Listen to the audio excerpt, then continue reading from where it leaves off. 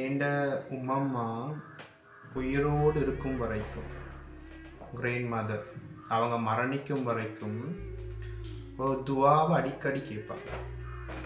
அதை என் காதால் நிறைய தடவைகள் கேட்டிருக்கிறேன். அடிக்கடி ஒரு துவாவை அவங்க கேட்பாங்க. என்ன துவான்னு சொன்னால்,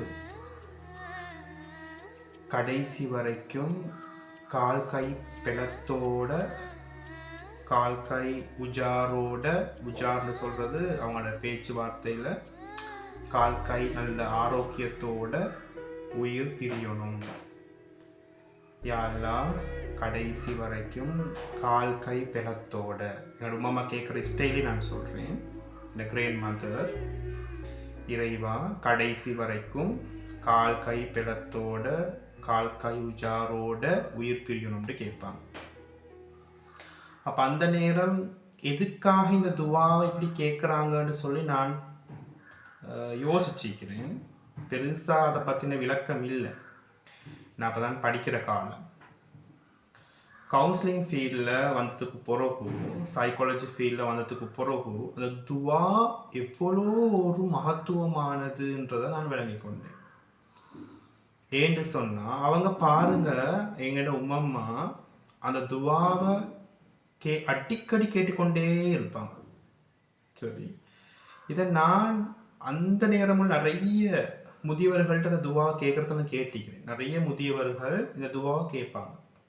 சரியா, கடைசி காலம் வரைக்கும் கால் கை பிளத்தோடு இருக்கணும், கால் கை ஸ்ட்ராங்காக இருக்கணும், அதோடையே உயிர் பிரிஞ்சிடணும்னு கேட்பாங்க.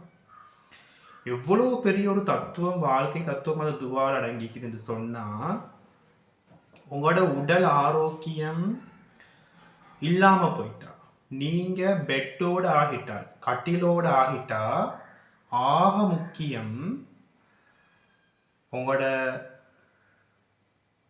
மனைவியாக இருக்கட்டும், உங்களோட குழந்தைகளாக இருக்கட்டும், உங்களோட பிள்ளைகளாக இருக்கட்டும், நீங்கள் அன்பு காட்டின மனைவி, உசுரே வச்ச உங்களோட பிள்ளைகள், குழந்தைகள் குறிப்பிட்ட காலம் உங்களைய நல்லா பார்ப்பாங்க, குறிப்பிட்ட காலம் பார்ப்பாங்க. சரி, ஆனால் அப்படியே நீங்கள் ஒரு பெட்டோட, உங்களுடைய மலம் சிறுநீர் எல்லாமே கட்டிலோடு ஆகிட்டுன்னு சொன்னால், குறிப்பிட்ட காலத்துக்கு பிறகு, மிஞ்சி போனால் ஒரு மாதம் 2 மாதத்துக்கு பிறகு மோகம் சொல்லிப்பாங்க அப்படின்டுவார்கள். சரியான கரைச்சா வைக்குதுன்னுவாங்க, நிம்மதி இல்லைன்னுவாங்க. எங்களுக்கு நிம்மதி இல்லை, இப்படியே இருக்கிறார், என்னடா செய்கிறார், ஏட வேலையை பார்க்குறதா இவரை பார்க்குறதா, ஏட வேலையை செய்கிறதா இவரை செய்கிறதா, இதை பார்த்து பார்த்து எனக்கு ப்ரெஷர் கூடிடும், எனக்கு டென்ஷன் ஆகிடும், எனக்கு சுகர் கூடிடும் என்று முகம் சுளிக்க ஆரம்பிப்பாங்க.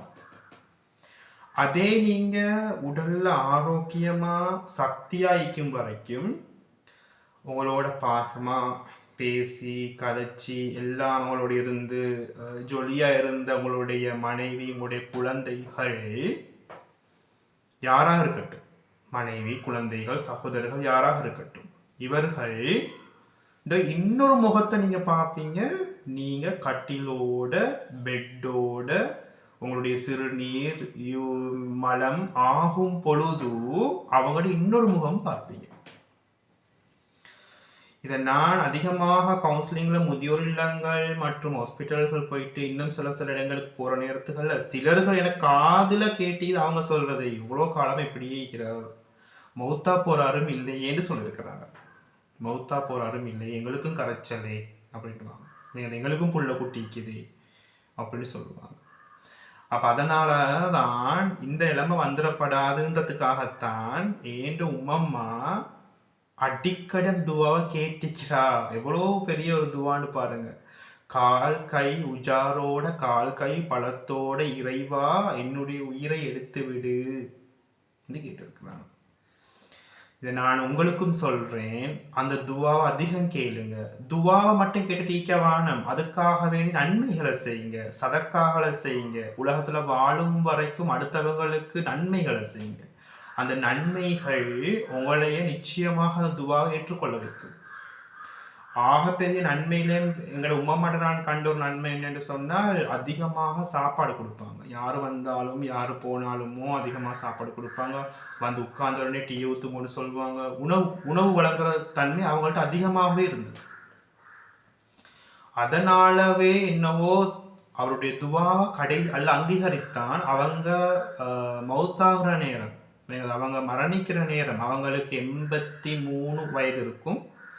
கடைசிக்கும் அவங்களே நடந்து போயிட்டு வாஷ்ரூம் போயிட்டு பாத்ரூம் போயிட்டு வந்து தான் அவங்க மௌத்தாயினாங்க. 1 வருடமாக கஷ்டப்பட்டாங்க. அந்த 1 வருடம் அவங்க பெட்லேயோ சிறுநீர் போகவும் இல்லை, கட்டில மலம் கழிக்கவும் இல்லை. நான் அவங்களை கிட்ட இருந்து பார்த்துருக்கிறேன்.